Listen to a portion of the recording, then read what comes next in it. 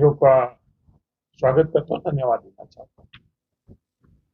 आज की जो ये प्रेस कॉन्फ्रेंस है, मैं बड़ी स्पेसिफिक देश की बात करूंगा और थार की बात करूंगा।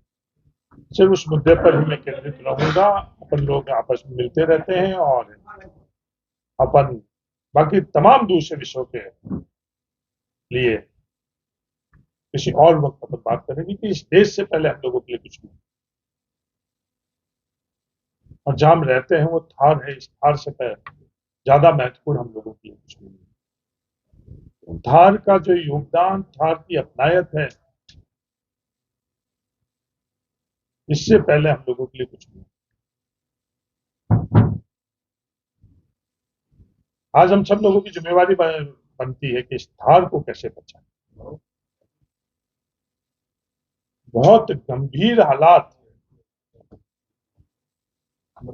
धार के अंदर पनप रहे, बहुत गंभीर स्थितियां हमारे देश की सीमाओं के ऊपर। आज से 2 दिन पूर्व जो आज तक हम लोगों को सिर्फ एक अपराधी लग रहे थे, लाल सिंह, उस अपराधी का 23 वर्ष तक फरार होना और उस फरारी के बाद में उस अपराधी का गिरफ्तार होना, गिरफ्तारी के बाद में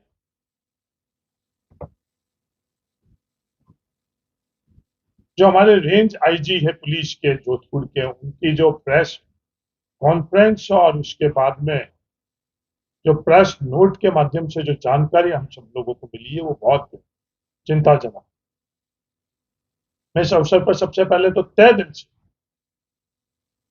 धार को बचाने के लिए और हमारे देश की सीमाओं के अंदर जो गतिविधियां कर रहे हैं उनको रोकने के संदर्भ में जो पुलिस दल ने लाल सिंह को गिरफ्तार किया, उन तमाम पुलिस दल को मैं धन्यवाद देना चाहता हूँ। ये लॉ जो थार की अपनायत की लॉ है, ये हमारी सीमाओं की रक्षा की लॉ है।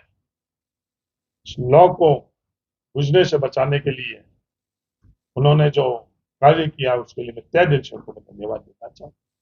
साथियों, लाल सिंह का गिरफ्तार होना और उस गिरफ्तारी के बाद में जो आईजी जोधपुर की प्रेस कॉन्फ्रेंस के माध्यम से जो जानकारियां मिलना, वो बहुत चिंताजनक ही नहीं है, हमारे लिए बहुत घातक है। देश की सीमाओं के अंदर हमें हमारे परिवार के लोगों ने शहादत दी। जो जानकारी हम लोगों के बीच में साझा करी, जो जखीरा मिला, हथियार का जखीरा, बारूद, इस तरह के हथियार जो सामान्य किसी अपराधी के पास में नहीं। जो हथियार मिले वो सिर्फ सेना, अर्धसैनिक दल है, सिर्फ उनके पास ही रहे। उस तरह के हथियार आज हम लोगों के बॉर्डर के ऊपर मिलना और फिर प्रेस नोट के माध्यम से जो बारूद और जो फैक्ट्री का संचालन होना, बहुत गंभीर और चिंताजनक। उस क्रम के अंदर ही एक और उल्लेख रेंज आईजी ने किया, वो उल्लेख फंडिंग का किया। ये बहुत चिंताजनक चीज कि 23 वर्ष तक जो फंडिंग करी जा रही थी, क्या इस तरह की संस्कृति हमारे बॉर्डर के ऊपर हमको पनपने देना चाहिए या नहीं देनी चाहिए? इस तरह की संस्कृति हम लोगों को थार के अंदर पनपने देनी चाहिए, नहीं देनी चाहिए? उसका साफ उत्तर है कि किसी भी कीमत के अंदर हम लोगों को इस तरह की संस्कृति, इस तरह की गतिविधियां क्या हम लोगों को नहीं करनी चाहिए। हम आने वाली पीढ़ियों को इस कैसा थार सौंप कर जा रहे हैं, ये हम लोगों के सामने सबसे बड़ा प्रश्न है। आज फंडिंग एक अपराधी तक ही नहीं, जो देश की सीमाओं के ऊपर इस तरह की गतिविधियां कर रहे हैं, उसको उनको फंडिंग कौन कर रहा है, किस मकसद से कर रहा है? मेरे पुलिस से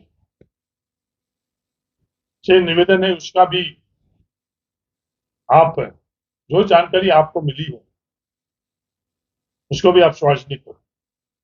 जो प्रारंभिक पूछताछ हुई, वो प्रारंभिक पूछताछ के अंदर आपने मीडिया को माध्यम से जो हम लोगों को जानकारी दी है उसको भी आप साझा करो।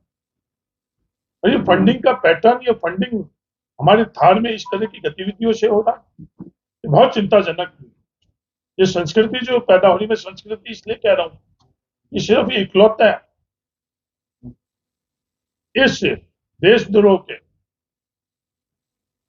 क्राइम में युवा से पहले भी हमारे बाड़मेर के अंदर बड़ा चिंताजनक है उदाहरण, ऐसे कई उदाहरण। उदाहरण के तौर के पर आज से 1 वर्ष पूर्व खोजाराम का हत्याकांड होता है, निष्पक्ष जांच और जो अपराधी उसके खिलाफ कार्रवाई की जगह अपराधी को बचाने के लिए फंडिंग की जाती है। बहुत चिंताजनक चीज है कि ये संस्कृति जो थार में पैदा हो रही है, और उससे बड़ी चिंताजनक जो चीज है कि उस फंडिंग का महिमा मंडन हो रहा है। हम इस तरह की संस्कृति पैदा कर रहे हैं नौजवान के लिए, अगली पीढ़ी के लिए, हम जो प्रोत्साहित कर रहे हैं कि गलत गतिविधियों के अंदर मदद कर रहे हैं, वातावरण निर्मित कर रहे हैं कि वो गलत गतिविधियों में, गलत दिशा के अंदर आगे बढ़े। ये चिंताजनक चीज। अपराधी कोई भी हो, किसी भी जाति का हो, किसी परिवार से हो, किसी गांव से हो, किसी भी राजनीतिक दल के किसी कार्यकर्ता नेता के पक्ष में हो, विरोध में हो, इस तरह की चीज आज हम लोगों के देश के लिए बहुत घातक। जो पूरा घटनाक्रम हुआ है, इस घटनाक्रम के लिए उसकी सही जानकारी मिले, उस घटनाक्रम के माध्यम से जो हम लोगों के लिए बड़ी घातक परिस्थिति जो हम लोगों के सामने आई भी, उसके लिए हम लोग हर कार्य छोड़कर इसको कैसे हम लोग जड़ से, धार से बाहर निकाल कर और हम लोग फेंके, ये हम सब लोगों की सामूहिक जिम्मेवारी बनती है। अपराध होना, अपराधियों को जो न्यायपालिका है, न्याय है, उससे भगाना, भगाने के बाद उसकी सुरक्षा करना, उसकी फंडिंग करना, उसकी महिमा मंडन करना, ये तमाम जो कार्य है ये हम लोगों के देश के लिए ठीक नहीं है, थार के लिए ठीक नहीं है, अपने अपने।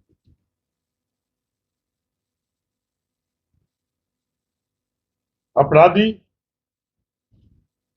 के खिलाफ 19 मुकदमे हैं। 19 मुकदमे किस तरह के हैं वो भी चिंताजनक है। अपराधी आज इसी इलाके के अंदर 23 वर्षों से रह रहा है। ये बात इसी थार में अपराधी 23 वर्षों से रह रहा है।